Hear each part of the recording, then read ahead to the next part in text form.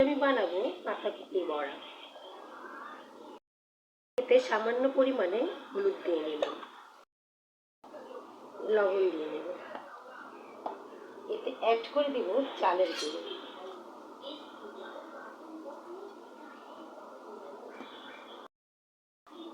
সামান্য পরিমাণে পেঁয়াজ কাঁচামরিচ দিয়ে নেব।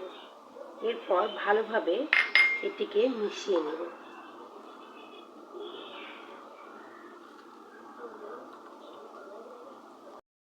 একসঙ্গে মাখিয়ে নিলাম। কড়াইতে তেল গরম করতে দিয়েছি, তেল গরম হয়ে গিয়েছে। এবার এক এক করে বড়াগুলো কড়াইয়ের মধ্যে দিয়ে দেব। বড়াগুলো এক এক করে উল্টিয়ে দিব।